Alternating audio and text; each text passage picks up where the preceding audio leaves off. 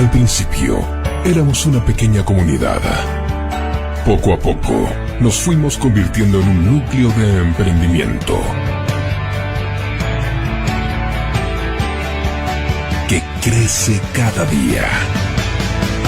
Crece en trabajo, crece en cultura, crece con la economía y crece junto con la comunidad.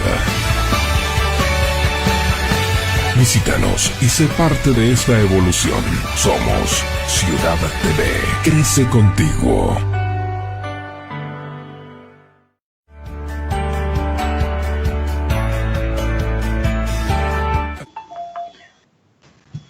Buenas noches.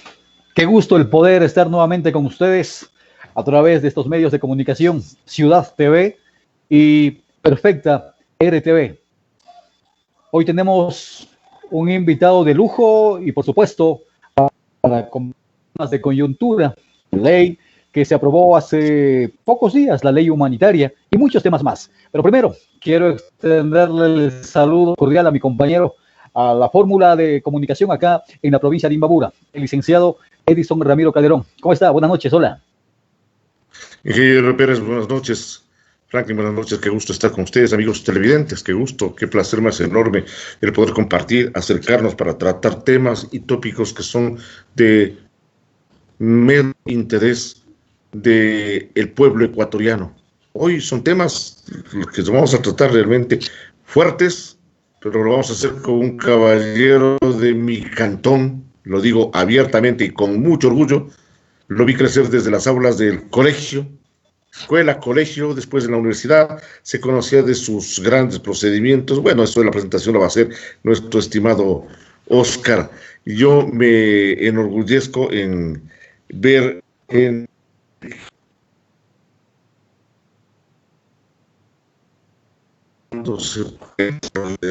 son los subsiguientes para tratar temas. Oscar. Correcto. La bienvenida al doctor Franklin Arévalo, quien se encuentra en la capital de los ecuatorianos. Franklin, buenas noches.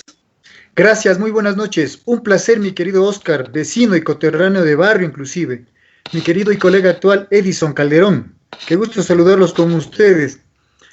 Realmente me embarga una emoción muy grande el tener que dirigirme principalmente a los antaños, pero también al mundo entero con este tema de coyuntura. Un fuerte abrazo, dilectos y dilectas amigas y amigos del Cantón Antonante, de la patria entera y del mundo que nos escucha. Perfecto. Aquí estamos iniciando Polética, un espacio donde se habla de política y de ética. Gracias a Nova Marketing, gracias a Open Lab Consulting Latinoamérica, gracias a Azafran, estamos con ustedes. Recuerden descargarse la aplicación Ciudad TV para que tengan toda la información. Aquí iniciamos. Buenas noches, bienvenidas y bienvenidos. Los temas políticos son analizados en Polética por Ciudad TV, con el auspicio de Nova Marketing, Azafran, Open Lab Latinoamérica y Mi Casa Propia Ecuador. Estamos de vuelta con ustedes, muchas gracias. Entremos en materia, ¿les parece, compañeros? Yo quisiera empezar,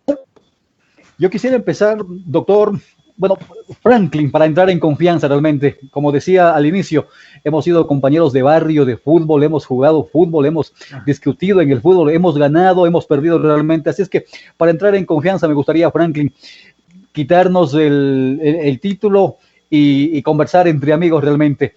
Preguntarle, Franklin, ¿cómo se mira, cómo ves tú esta situación de la aprobación de la ley humanitaria que la Asamblea hace pocos días la aprobó? ¿Cuál es tu criterio, cuál es tu visión, Franklin? Buenas noches. Nuevamente buenas noches. A ver, creo que es de suma importancia hacer una contextualización en el orden de cosas en que se aprobó esta denominada ley de apoyo humanitario, para combatir la crisis sanitaria derivada del COVID-19, así se llama esta ley. Dentro de esta ley se había considerado una serie de impuestos que generaban alrededor de $1.200 millones, de los cuales el 70% lo ponían los trabajadores y un 30% el sector empresarial. Como el gobierno no tenía el respaldo dentro de la Asamblea, se vio obligado a pedir que se eliminen los impuestos.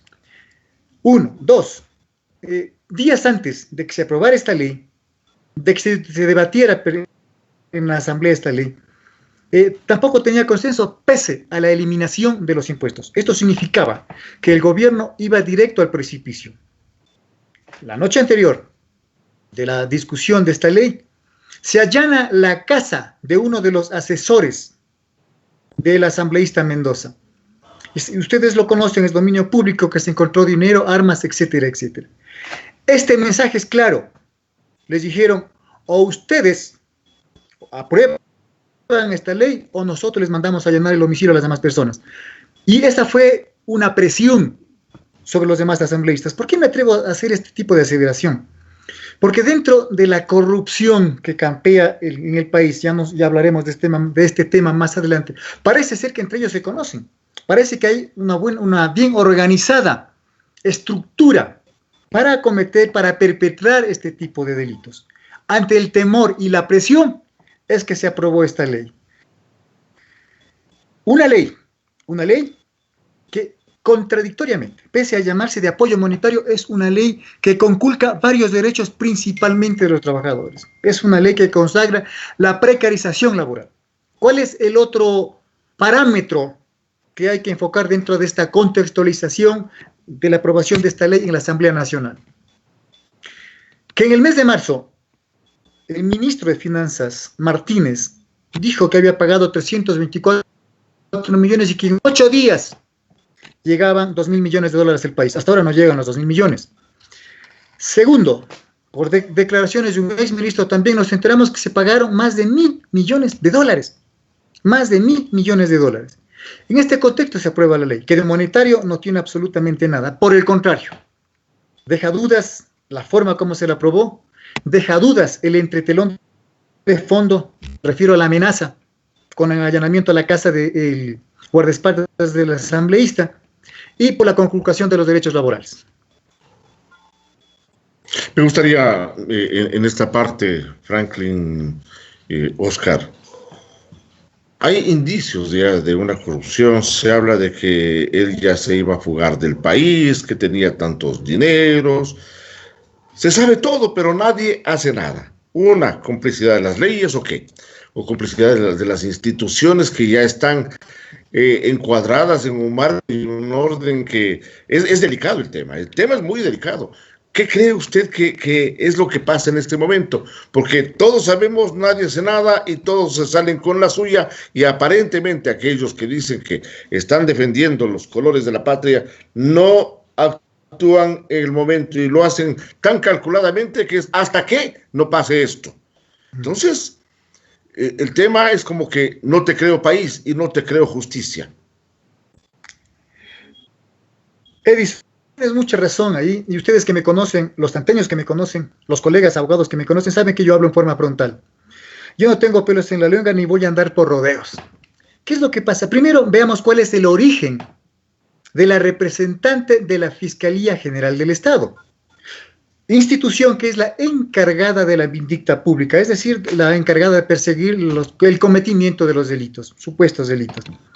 Es la señora que obtuvo dentro del concurso de méritos y oposición 10/20. Y aquí le voy a decir algo al país. No le va a gustar a cierto grupo de poder.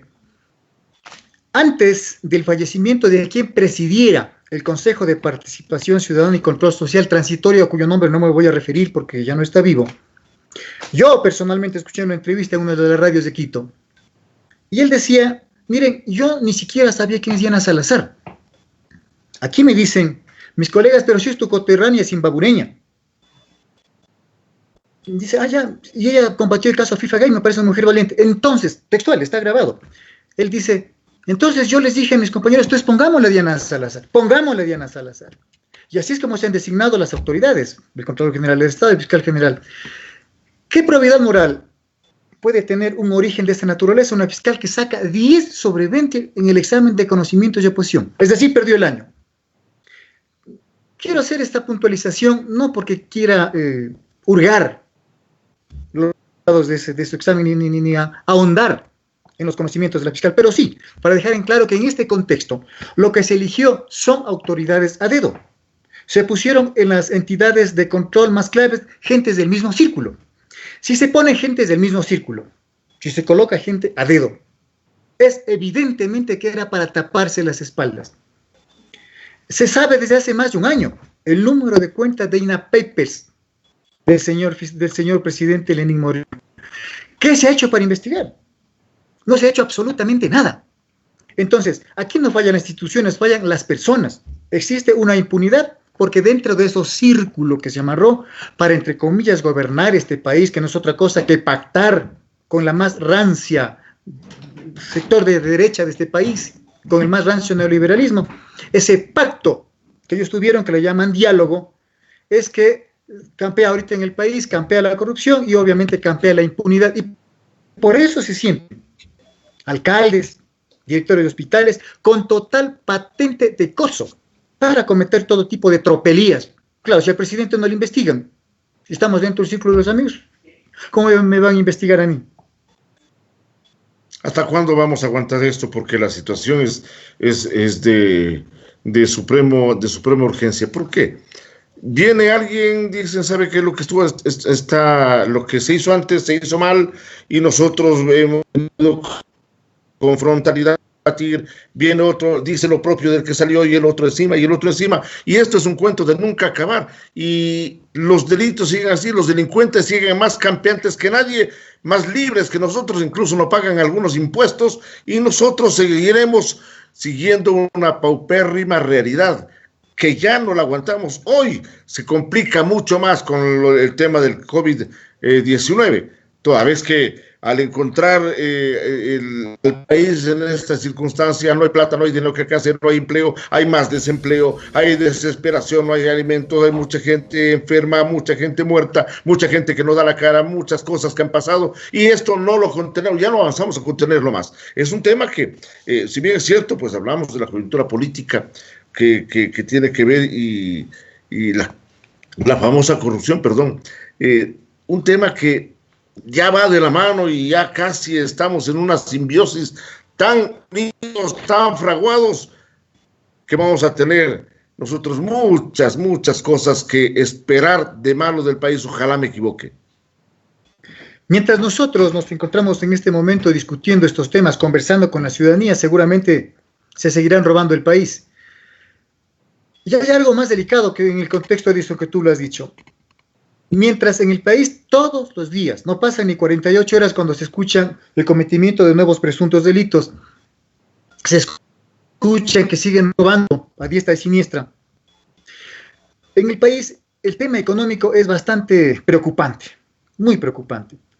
Nosotros, el Ecuador es el país seguramente que peor manejó la crisis de la epidemia en el mundo, no en América, en el mundo. Esta gente no tiene ni la más mínima idea de cómo manejar este tipo de crisis. Peor van a tener idea de cómo manejar la parte económica. Y la crisis económica que se avecina es completamente lacerante.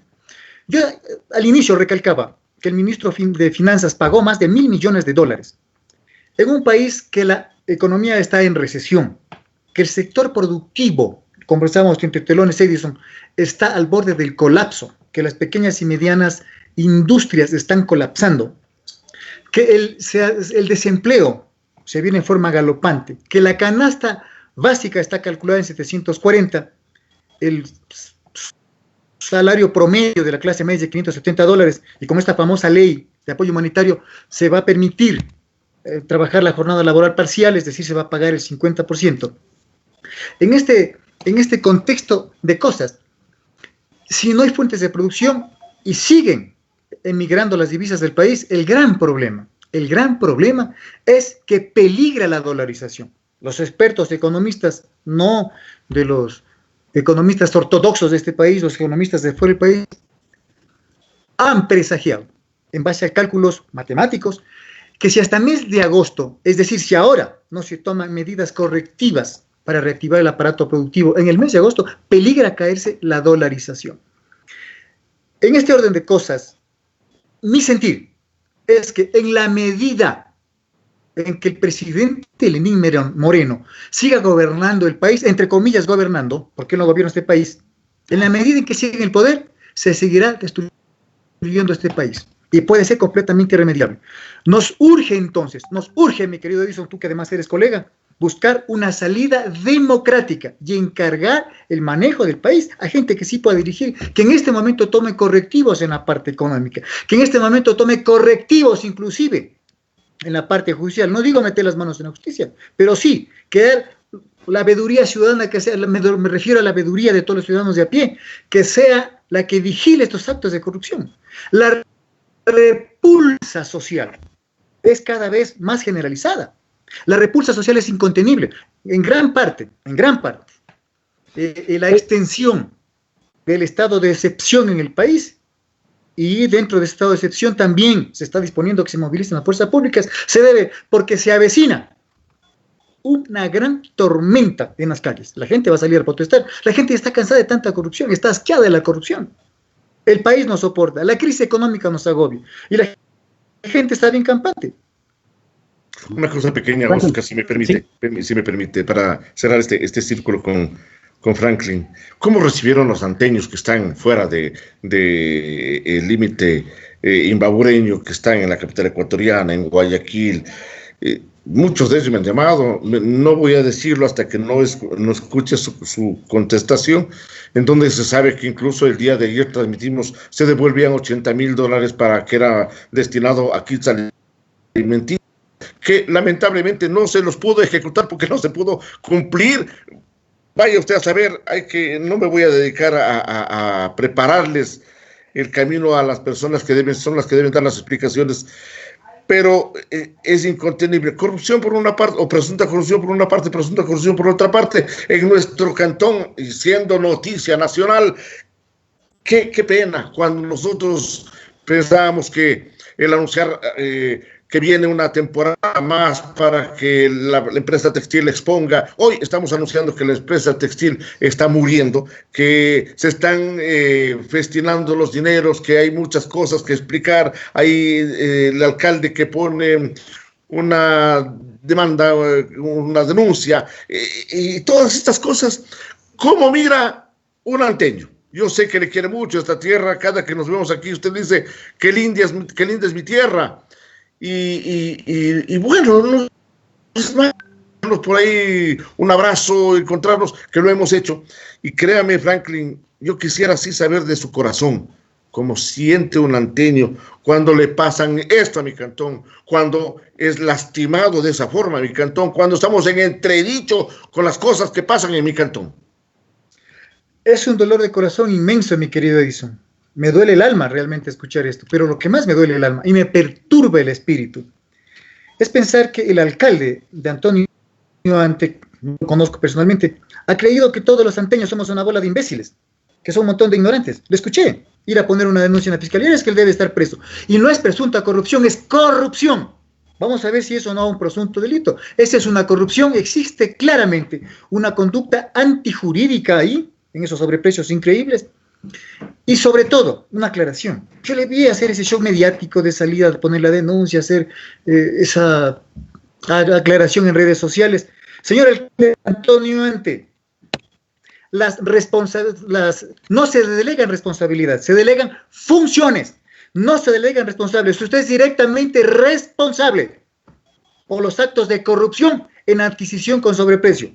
Y si alguien tiene que ser enjuiciado, destituido, encarcelado por el cometimiento de un presunto delito, pero por unos actos de corrupción, claro, este es el alcalde, por Dios, estamos claros. Y los santeños, Edison y Oscar, que nos escucha, los santeños, sabes que los santeños son gente de empuje, gente inteligente, gente que tiene paciencia culta, pero que la paciencia tiene un límite. Los santeños tenemos un límite. Hay que estar claros. Ese es el problema de tener un país que totalmente acéfalo en la presidencia. Ese es el problema de tener un país dirigido por una persona completamente inepta. Y lo más doloroso es que no gobierna este país. Gobierna la señora Romo y gobierna el señor Roldán. Le pregunto a los santeños, ¿ustedes votaron para que gobierne la señora Romo este país? Ese mal ejemplo de ineptitud, ese mal ejemplo de no dirigir el país a un rumbo cierto, han seguido los alcaldes y varias personas. Y el alcalde siguiendo el ejemplo de que cometen cualquier delito y todo le culpan al gobierno anterior. El alcalde también hizo lo que él quiso. Y seguramente están culpando, de pretender culparle al gobierno anterior. Ahora es la nueva muletilla. Cualquier cosa que pase en el país, culpa del gobierno anterior. Acto de corrupción, es correísta. Ineptos, es correísta. Esa es la nueva muletilla que se han hecho. Claro, sí, bueno, realmente es lamentable. Ahora, tú hablas, por ejemplo, de que tiene que volar cabezas. La ley, la justicia, dirán quiénes son los responsables y cuáles son las sanciones. Yo quisiera volver a lo macro, Franklin. Claro, el Ecuador lo tiene, que no es el gobierno del licenciado Lenín Moreno el que gobierna el país. ¿Sí? Son otros los que gobiernan. Otros son los que sostienen, y entre ellos, medios de comunicación. Los medios de comunicación son los que sostienen al gobierno de Lenín Moreno. Pero hace 1 año, 2 años atrás, eran los que sostenían, Franklin, al gobierno. Ahora podemos escucharles a través de redes sociales, a través de los medios de comunicación, a los mismos periodistas que sostenían al gobierno, ahora queriendo tumbarle. Yo escuché una declaración, un video de Carlos Vera, por ejemplo, en donde le dice que, a ver, señor presidente, o sea, ni siquiera le pide, le exige, ¿no? Le exijo que deje la presidencia y le deje al señor Otto Sonnenhösler, el vicepresidente de la República. Ese es el pedido. Vivanco, otro de los comunicadores, y una serie de periodistas identificados con varios líderes políticos están pidiendo ahora la cabeza. ¿Crees, Franklin, que es necesario? ¿Crees que se debe romper el sistema constitucional que rige a los ecuatorianos ahora, en este preciso momento, Franklin? No precisamente romper el sistema constitucional, ver una salida constitucional. La renuncia del presidente es una salida constitucional. El punto aquí es, perfectamente, Oscar, lo enfocaste con claridad. ¿Quién es el señor ese que no quiero darle el nombre? Porque corre el riesgo de ser una figura pública. Nosotros sabemos quién es ese señor periodista. ¿Quién es él para pedirle? Aclaremos al país. El binomio Lenín Moreno, Otto Sonnenhösler son los quienes dirigen el país, son los directamente responsables del manejo de este país. La crisis de este país se los debemos endilgar a ellos. El punto es que la banca con quien gobernó, que volvieron a sus andanzas, ustedes revisen sus estados de cuenta, ya vienen a cobrarle cobro de manejo de cuenta, va al cajero, retira el dinero, le cobran, etcétera, etcétera. Lo que ya se abolió en el anterior gobierno ahora volvió. Los banqueros ya sacaron la plata de su país. Los grandes empresarios ya sacaron la plata. El señor Hösner tiene cuentas de dineros en paraísos fiscales. ¿Qué calidad moral tiene para que esta gente del país? Los periodistas corresponsables de la crisis de este país, del manejo inepto y de socapar la ineptitud manifiesta de un presidente que no es capaz de esbozar 2 ni 3 líneas juntas. Se pierde. Él no tiene idea de lo que está pasando en el país. Son corresponsables. Como ahora el barco se hunde, como ya nadie les cree nada, como la sociedad ecuatoriana rebasó el límite de la paciencia, como ya tiene un 5 o 6% de credibilidad, se cae solito. Entonces, ahora todos quieren abandonar el barco para que se hunda. Y quieren abandonar el barco con una consigna. Que el responsable es Moreno. No, repito, el binomio que gobierna este país, al menos en etiqueta, es Lenín Moreno, Otto Sonnenhösler. Son los responsables en el país. Tiene que irse Moreno y tiene que irse el vicepresidente igual. Claro, el mecanismo es correcto. La renuncia de Lenín Moreno es constitucional. Del señor presidente Lenín Moreno es constitucional. Tiene que igualmente ir la renuncia del otro corresponsable, Otto Sonnenhösler. Pero no se asusten, no se asombren si mañana sale renuncia a la vicepresidenta Otto Sonnenhösler y lo dejan solo a Lenín Moreno para que se caiga solo. No se asusten si mañana salen a acusarle a Lenín Moreno, no de inepto, no de mediocre, salen a acusarle de ser correísta. Por favor, de eso no se asusten. Si es una salida constitucional, Oscar, la renuncia, es una salida constitucional. Permítame, Oscar, Franklin, vamos a pensar en una supuesta renuncia de parte del señor presidente, entre quien entre el vicepresidente o tenga que nombrar la asamblea, no sé, el tratamiento que se le vaya a dar, porque aquí en nuestro país ha pasado de todo.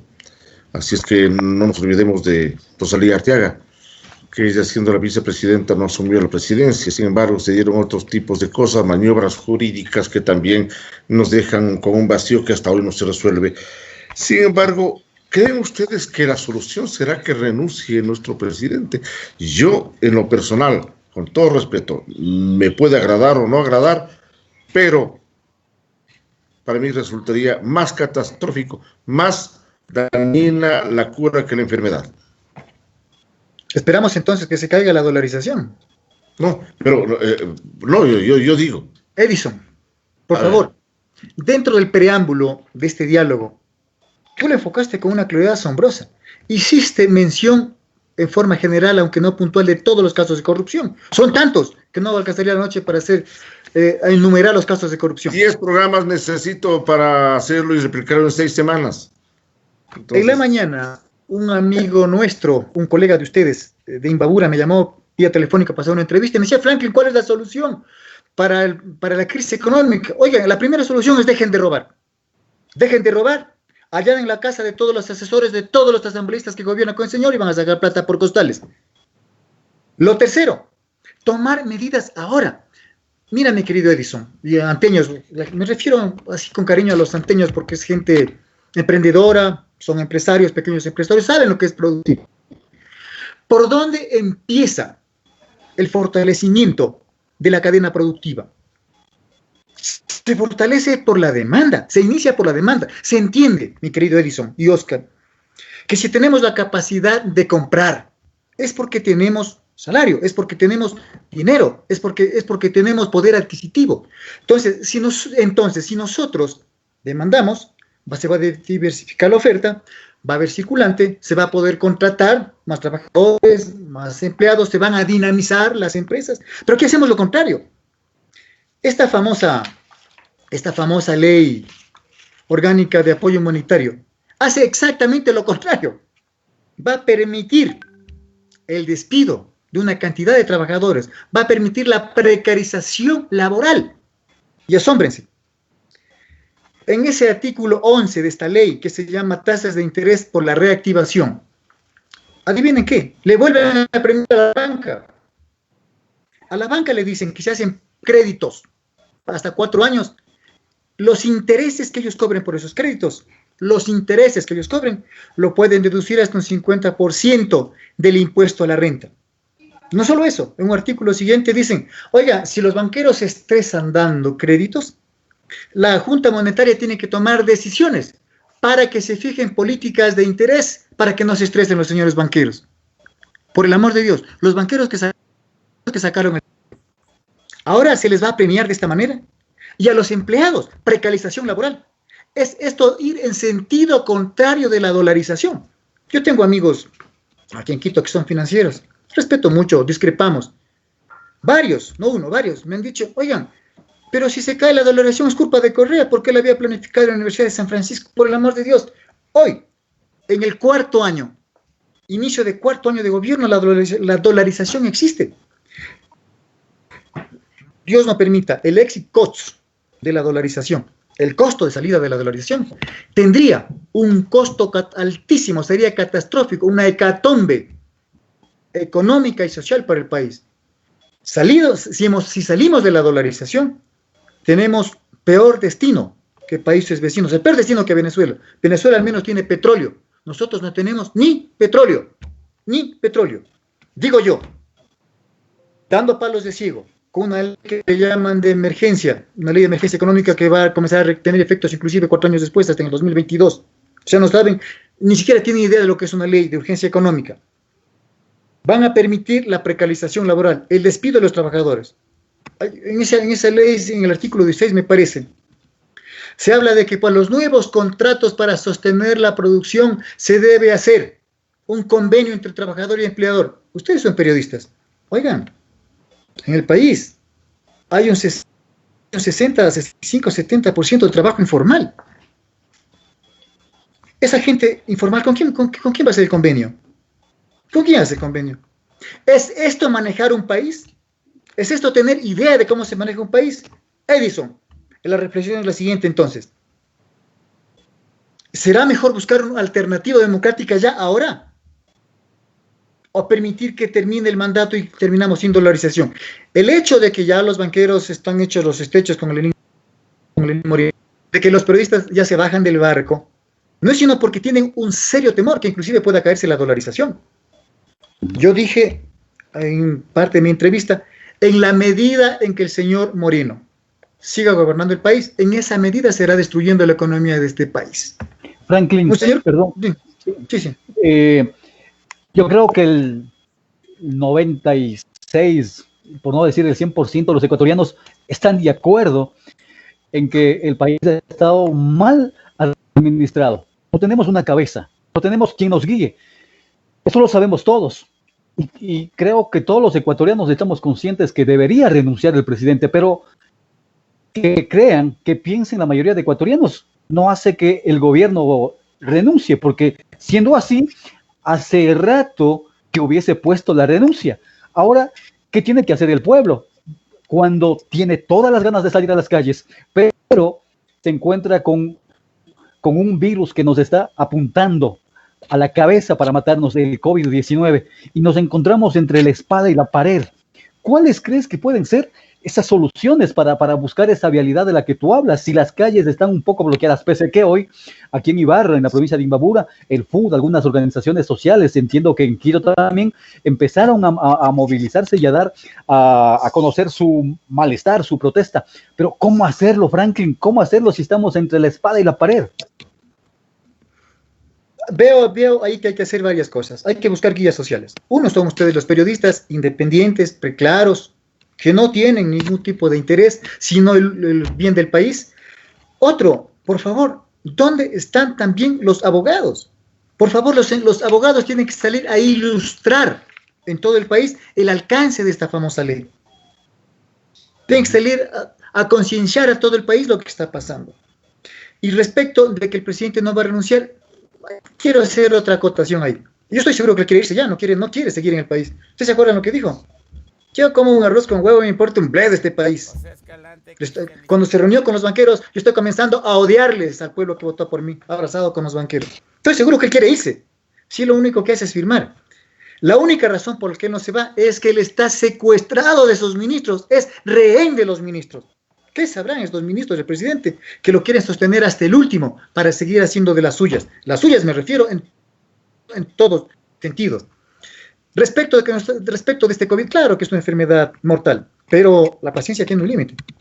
Va a hacer que el pueblo se levante y con COVID y con todo tenga que salir a defender al país, la vida, la educación, la salud. La gente está, pero tiene el colmo. Está colmada con esto, está hasta el hastío con esto. ¿Cómo puede ser que vayan a comprar fundas de basura con el sobreprecio que las fundas de basura cuesten más que un ataúd? Esto lo sabe en el Ecuador. Y si protestan o dicen algo, le mandan a allanar la casa. Le mandan a allanar la casa. Tuvo que ser la prensa extranjera, la prensa de otro país, que tenga que hacer que aflore la verdad de lo que está pasando en Guayaquil, lo que está pasando en el país. Ya el cerco epidemiológico determinará, ya pasará el efecto de este COVID, tendremos que aprender a convivir con esto, y la gente saldrá, la gente va a salir. La presión social va a ser de tal magnitud que al presidente lo único que le va a quedar es parapetarse detrás de la fuerza pública. Pero los señores de la fuerza pública, la policía, los señores de la fuerza terrestre, aviación, marina, saben, el país entero sabe, que si el país sigue manejado de esta manera, peligra la dolarización, y sabe que tampoco puede salir a masacrar a la gente que reclama con justa razón. Basta de corrupción, basta de robar, basta de precarización laboral, basta de cumplir a raja tabla con la receta del Fondo Monetario Internacional. Esta ley, vergonzosa ley, no es otra cosa que cumplir al pie de la letra la receta del Fondo Monetario Internacional. Ya ha salido, ya escucho hablar a esos famosos economistas, periodistas, que a mí me duele el estómago escucharles. Que el Estado ecuatoriano es un Estado obeso, que el Estado ecuatoriano, que el aparato burocrático, que el gasto público es insostenible. Por el amor de Dios. Pero lo dicen desde las vísceras, desde su estómago. No indican nunca un soporte técnico. Revisen ustedes que son periodistas el informe de las Naciones Unidas. Revisen el índice de desarrollo humano relacionado con la inversión en el sector público. Revisen. Ecuador es uno de los países que está en la línea media de inversión en el sector público. Tiene alrededor del 37% respecto del Producto Interno Bruto, el gasto en el sector público, el gasto en la inversión pública. Bueno, hay algunas puntualizaciones que yo sí quería hacer. Por ejemplo, recuerdo que cuando nosotros estamos en una catástrofe, estamos en alguna otra circunstancia, a quien le llaman es al periodista, y el periodista que arriesga la vida, y no por eso podemos generalizar de decir que los periodistas, como decía el señor Correa, la prensa corrupta, por ese tipo de conceptos. Muchas de las personas que han sido de buen accionar se salieron del periodismo, no por cobardes, sino porque sencillamente no se puede su sistema. Usted es periodista o abogado y usted pertenece o trabaja para una institución. Si no hace lo que dice la institución, está fuera. ¿Y qué piensa entonces? Es que si se le pregunto, ¿pero por qué no hace esto? Yo tengo que mantener a mi casa. ¿Sabe que ahora está difícil encontrar trabajo? Entonces la cuestión no es tan generalizada como se lo quiera parecer, pero cuando buscamos nosotros salvaciones, ahí está el periodista. Y yo le digo porque yo he tenido el honor de servir a la patria a través del servicio en la Presidencia de la República en el Alto Cenepa. Entonces, yo era uno de los comunicadores que estaba desde ahí, yo tengo las grabaciones, tengo todo, porque mucha gente me decía, no, nosotros no lo hemos visto, el hecho de que no se nos vea, no quiere decir que no podamos ser actores directos, pero sin tratar de llevarnos la medalla. Pues usted sí dijo algo, una razón fundamental. Los abogados, teniendo pleno conocimiento, debemos hacer uso de los conocimientos y tratar de orientar. Pero ¿qué pasa? Cuando nosotros le ponemos eso, viene una voluntad que se transforma en voluntad política y decimos, no, esto no puede ser, y tomamos nuestro partido, y está bien, no digo que esté mal, pero sin embargo, también se corre mucho peligro. Por eso es que en la ley de comunicación, que en muchos de los casos se repetía la del 75 con el señor Guillermo Rodríguez Lara, porque es una ley que todavía está vigente porque se maquilló nada más. Ahí es cuando todos tenemos que ser actores. La ciudadanía, que ve que no le entregan el vuelto correcto o que no le entregan. Todos. Se dice que en nuestro país, desde el conserje hasta el más alto rango, es una persona corrupta. Qué desgracia que a mi patria me la traten de esa manera. Y no podemos decir nada. Entonces, no es únicamente en que dejen de robar. Si usted le dice al ladrón, deje de robar porque nos vamos a morir todos, el ladrón no deja de robar. Él va a decir más bien, ya se me acaba, voy a acabar con todo de una vez. Problemas tampoco de desestabilizar la parte democrática.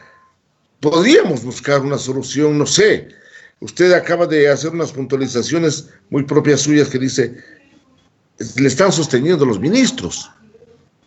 Puede o no tener razón, pero yo creo que aquí todos debemos hacer un propósito. Medios de comunicación, se ha suspendido el proceso de los concursos de los medios de comunicación.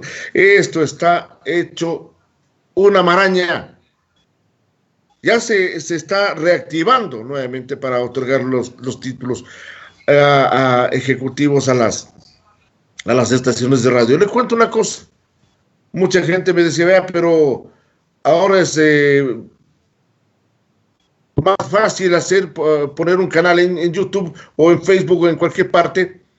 Salimos y tenemos voz y voto y si lo hacemos bien, tiene razón. Esta es una nueva forma de comunicación, pero no le va a suplantar jamás a la otra, a la que conocemos. Entonces, hay muchos cambios que tecnológicamente, dogmática, políticamente vamos a tener que tomarlos. Delicados, muy delicados. Si pasa esto de la dolarización que dice usted, Dios nos libre de lo que viene, Dios nos favorezca de lo que viene. No sé si algo tiene que añadir a Oscar. No, yo solamente agradecernos. Ya me están indicando ya en el indicador, en el apuntador, perdón, que tenemos ya que despedirnos. Pero yo quiero comprometerle a Franklin, con Edison estamos todo el tiempo, de crear un espacio, Franklin. Mira, nosotros a través de estos medios alternativos de comunicación hemos generado algunos espacios. Tú hoy en la mañana que conversábamos me mencionabas que habías visto algunos espacios y te propongo públicamente, Franklin, Edison, ustedes que son abogados, generar un espacio como este en donde hablemos específicamente de estos temas que tú mencionas. ¿Cuáles son las condiciones en las que se aprobó la ley? ¿Cuáles son los derechos de los trabajadores? De aquí en adelante va a haber cualquier cantidad de personas que sean despedidas de sus trabajos. Ya y van están. a tener, ya están varios, va a sumarse y no va a haber un recurso económico para buscar un abogado, ¿verdad? Entonces yo te comprometo, Franklin, Edison, en generar un espacio, un día en la semana, en la noche, y buscar temas específicos que sean de interés colectivo y poder echarles la mano a la gente, porque es comunicación perfecta y Ciudad TV busca eso, justamente convertirse en ese espacio de la gente. ¿Qué te parece, Franklin y Edison? Gracias, perfecto, muy bien. Esa es una de las cosas que podemos hacer. Y desde ya, mi querido Oscar, me comprometo un día a la semana, los días que ustedes escogen, a hacer consultas completamente gratis a toda la gente que va a ser desamparada. Me comprometo, puntualmente, tómenme la palabra. Y solo antes de despedirnos, y sé que creo nos vimos del tiempo, Edison, en el tema que él enfocó, únicamente para terminar. No, cuando yo hablo de periodistas cómplices de la impunidad de la corrupción, no digo que sean los corruptos, pero sí es una prensa inmoral. Y obviamente no toda la prensa, es cierto sector de la prensa, pero es la prensa que tiene mayor peso en este país. Y tú decías algo, nosotros podemos decir las cosas como son, pero dependemos de una empresa y de una empresa nos decide. Ese es el punto de la prensa ecuatoriana, que aquí los medios de comunicación no informan, desinforman. Los periodistas, su opinión es el dueño del canal, es el dueño de la imprenta. Ese es el punto. Y los periodistas en este país se han convertido en actores políticos. A pretexto de dar su opinión, son actores políticos. Y encima son parcializados. No tengo por el tiempo que se acabó, les hubiese comentado una anécdota que pasó con un caso que viene en este país, lo que hizo Teleamazonas. Pero bueno, será para otro momento. No, dale. Para la anécdota tenemos ese tiempo, Franklin. Nos gustaría terminar con esto. ¿Cuándo fue?